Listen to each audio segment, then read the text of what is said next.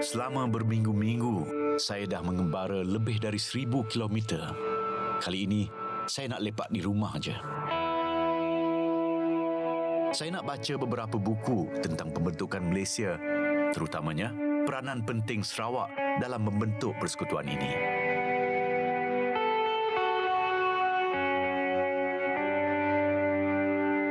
Jom, kita buka buku tentang sejarah negara kita ini.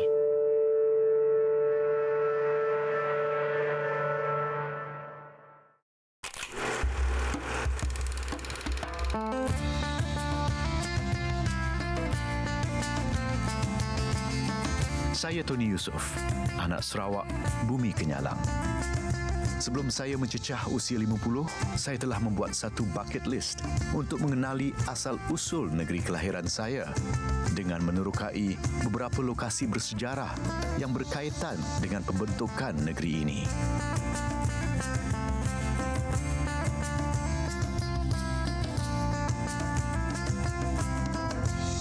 Ini adalah perjalanan saya di dalam Pejalai Kami Orang.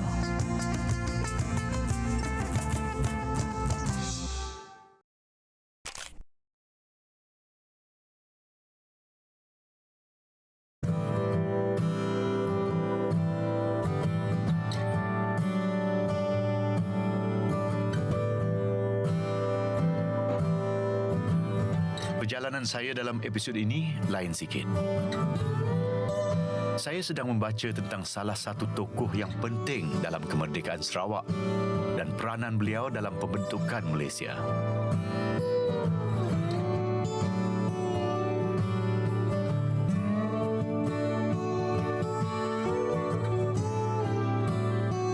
Temenggung Oyong Lawai Jau, ketua bagi suku kaum orang Ulu. Banyak sejarah tentang beliau yang jarang diketahui ramai.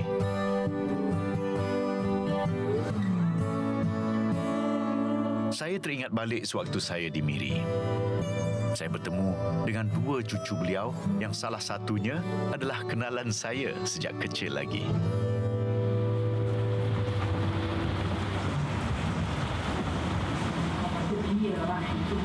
Okay, ladies, actually tujuan utama saya datang sini adalah untuk mencari isteri orang Ulu. Tak ada, gurau saja. Baguslah. Masih banyak vakansi. Masih banyak vakansi. Yeah. Itu yang saya mau dengar. Okay, actually, seriously, my tujuan to come here is to learn more about your grandfather, the great Datuk Temenggung Lawai Jau. So, both of you, growing up, do you remember anything about him? Can you tell me? Yeah, as a leader, he is very, very firm, So when people look at him, he looks aggressive.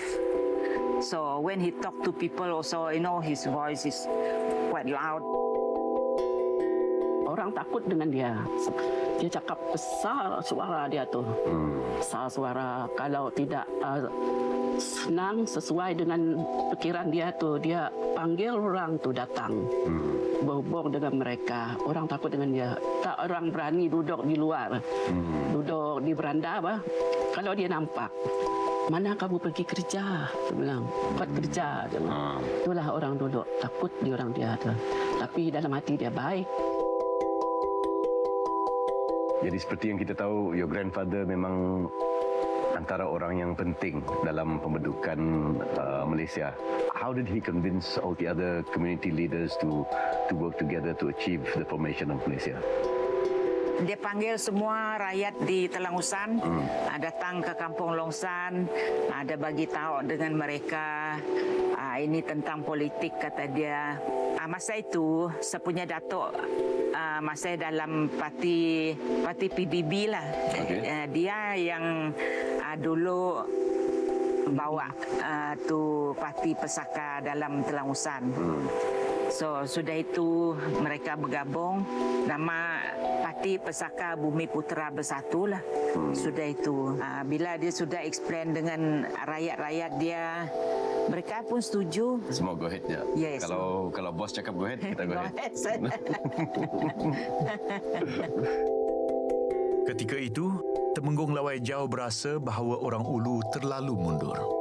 Salah satu sebab kenapa beliau bersetuju dengan pembentukan Malaysia adalah kerana satu jaminan penting yang akan diperoleh apabila persekutuan terbentuk.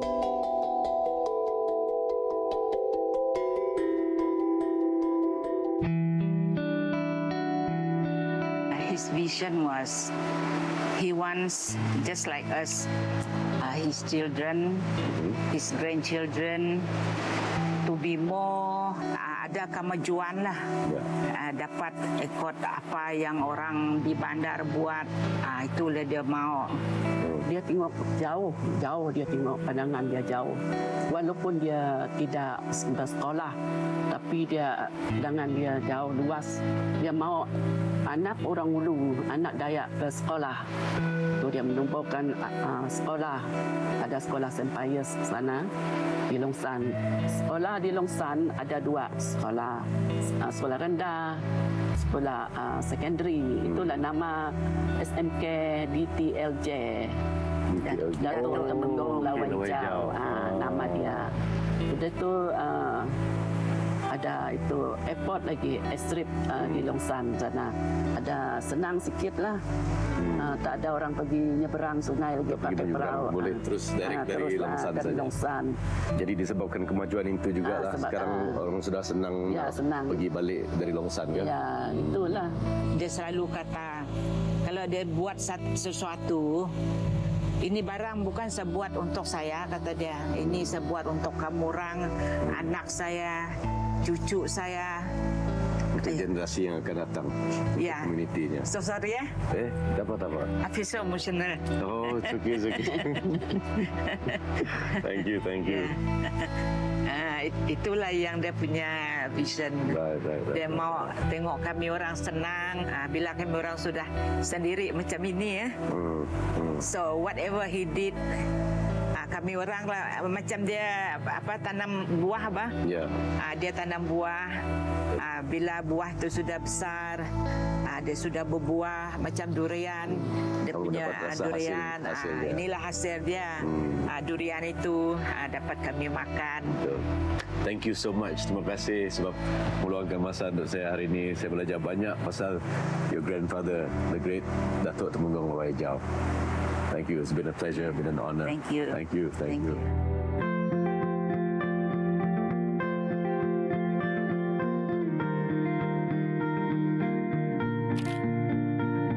Setelah lama tidak jumpa, hilang rasa rindu.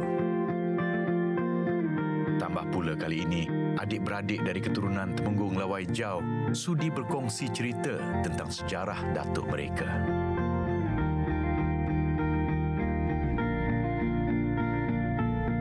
Saya bersyukur dapat berjumpa mereka di dalam perjalanan saya ketika itu.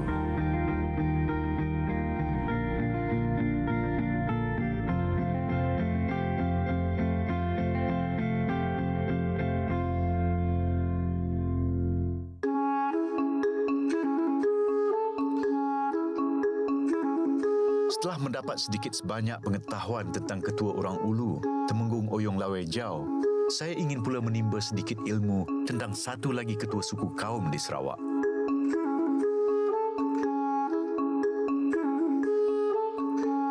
Beliau terlibat secara langsung dalam rundingan tentang pembentukan Malaysia.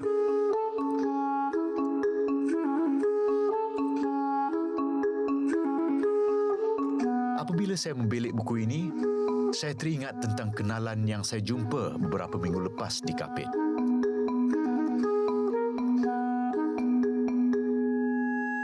So Temenggung Billy, I understand Tun Jugah is related to you. Correct. He's my uncle. Your uncle. Yes. Okay. So Yes, Apai Tujuga was born in 1903 1903 Yeah. and passed in and in 1981. 1981 on 8 July 1981. He was born in Sungai Kapit, Okay. not from here, they got Sungai Kapit. And at the age of 23, he became Pugulu. After he had all the Marirai, Pogolo Marirai, after he had it from his grandfather, that there's Pogolo Berintang anak bola, Okay. and he took over from his grandfather. Grandfather. Yeah. He became penghulu at 23. Yeah, you say, 23. Wow. Yes, very young. No, I understand Tun Juga played a very important role in the formation of Malaysia, where he gathered all the different penghulus from the different kampungs Yes, together yes, to sign the agreement on the Cobalt Commission. Yeah, right? then also there, the 20, on the bus 1962. Oh, you have it here? Yeah, go. Can we go see? there, Come. Come. Come.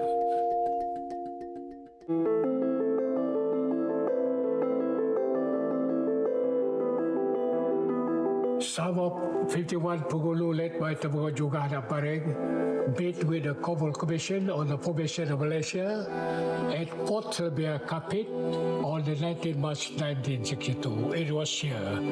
The Kapit was known as a third division, including Kapit, Song, Kadawit, Julau Pakan, Bataraja Gile, Muka Hedoya. They all Tabago, Pogulu, Pagara at the time, we called Pogulu, came together. They had to have a meeting here at Port Serbia with this, the Cobalt Commission for the formation of Malaysia.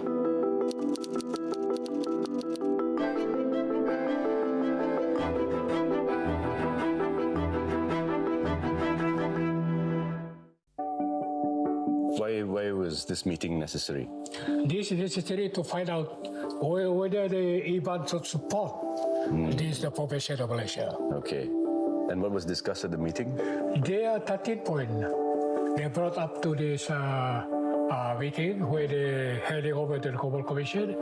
The first, the head of the state of Sarawak to be a native of Sarawak. Right. Temenggung Billy membacakan kesemua 13 syarat-syarat yang dikemukakan dalam mesyuarat 51 penghulu ini. Antaranya adalah berkenaan dengan hak tanah, kebebasan beragama dan hak kaum pribumi Sarawak yang sama rata dengan orang Melayu di Melaya. Ini adalah titik sejarah yang penting semasa perundingan untuk membentuk Persekutuan Malaysia. So, Temenggung, out of these 13 points, do you think all of them came true, or was there any compromise? As far as we consider Sarawak as an IBAN, I think it will be There's been some compromises. lah. some compromise. Yes. It should be later on with the new government. Yes, yes, For yes. so we look into this better. Temenggung, I see that picture over there. It's very interesting. It looks like it's a picture of Tun Juga Juga and Tun Abang Haji Openg, right? Yeah. Come, can we go see?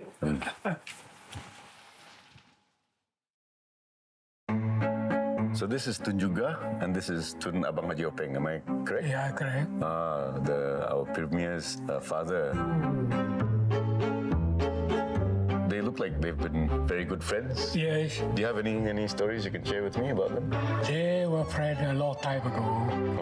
Tun Abang wakes up in Blaga, is SAO, whatever he is there, and Apai was a Kapit.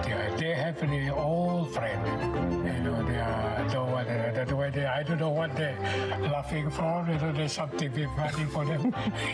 You can see there's chemistry there. Correct. They are like, yeah, Macam kawan lama. kawan lama. Selalu minum di kedai kopi together. Betul. Can we go see more pictures over there? Kah? There's one I Okay, want to see come. there as well. Yeah.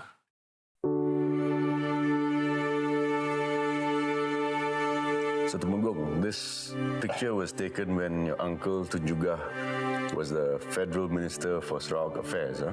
Yes. A lot of medals. Can you tell me about the medals? But the medal here, they say that the KFC, the King Medal for Courage. Okay. We were served during the Op Sabut, anti-Japanese soldiers from Lornawang. Yes. He came down. So he played a very important role Yes. in Opsamut, yeah? Opsamut, yeah.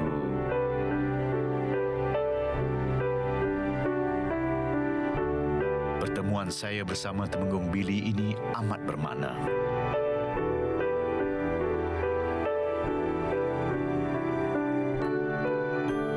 Selain daripada mendengar cerita tentang pakcik beliau, iaitu Temenggung Tun Jugah Baring, saya juga dapat belajar tentang usaha Tun Jugah untuk memastikan hak-hak rakyat Sarawak dijamin dan dipelihara di dalam Persekutuan Malaysia.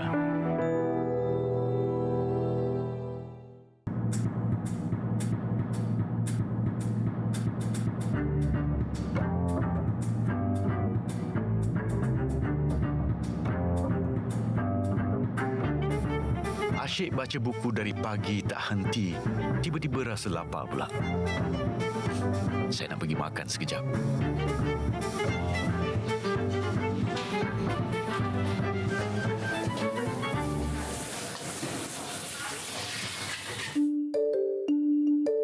Sekarang, saya nak baca tentang salah satu peristiwa penting semasa pembentukan Malaysia.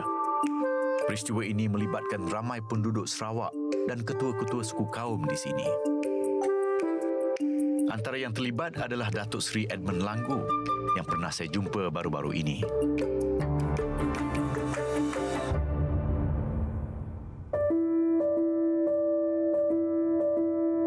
Does this bring back memories for you, Datuk Seri? Yes, it is. When was the last time you set foot here? 1987, that was my last year as a member of Council Negeri or Adun. 1987 was 35 years ago. Yes, yeah. Wow. Okay, Datuk Seri, I would like to ask you about the Cobalt Commission. I understand they visited your area, right, in Strathclyde. Yeah, they did come to Seratok with their team. They interviewed group of people in Seratok, the Chinese, the Malays, and the Iban. So I headed one of the groups to make the Cobalt Commission to answer some questions. So what was it like with the people at the time? What was the general reaction of the people at the grassroots level? I think I can say they were quite ignorant. Ignorance of the political situation, ignorance of the politics. Because at that time, the people already, busy with campaigning for the proposals of Malaysia. Right. It's already some people side, but not officially. Because this was going into unknown territory at that time. So during that time, they did not know how to think. They did not know how to answer that question because they did not have it. They did not have the picture of Malaysia or the proposals of Malaysia. So if you ask them question, they could not answer.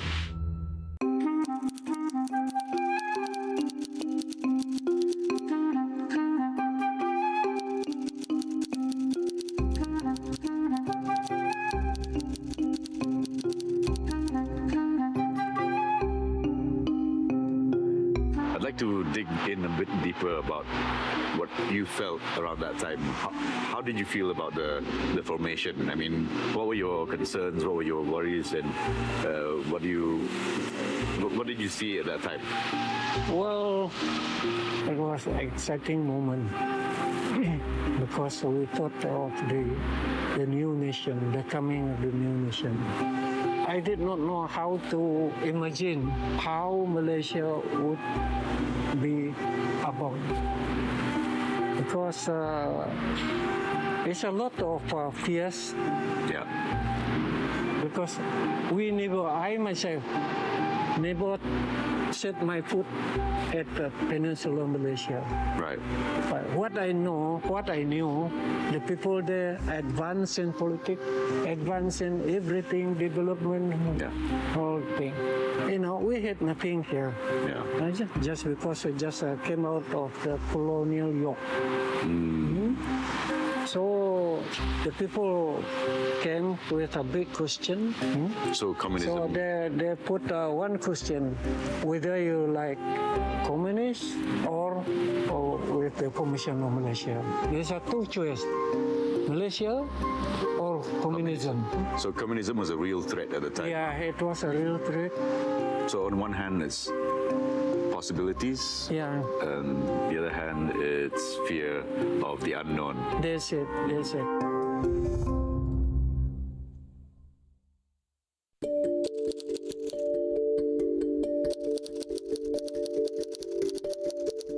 Setelah beberapa bulan, Suruhanjaya Cobble mengumpul pendapat-pendapat penduduk di seluruh Sarawak. Ia memutuskan bahawa Sarawak bersetuju untuk membentuk Malaysia. So Datuk Sri, after the formation of Malaysia, what was on your mind? I mean, what happened after the country materialized? It was exciting for me to see the developments in Semenanjung, meet all the important people, especially the ministers, the Tunku Abdul Rahman as a Prime Minister himself. Right. But I came to know them, I made friends with them. The people are very friendly with each other. We managed to speak, we managed to joke with Tunku Abdul Rahman, Tun Razak, Tun Ismail, and other ministers like that. Because, Was there some kind of relief, maybe? yes, it was.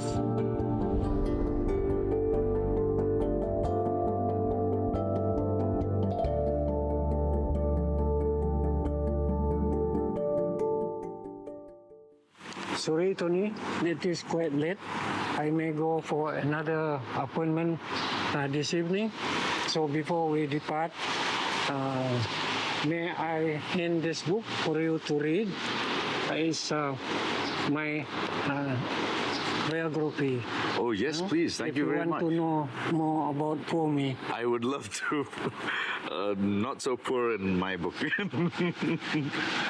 Thank you so much. Thank you so much, Datuk Sri. Come, let's walk here together. Come. Sorry for taking so much of your time. Yeah, this one. It's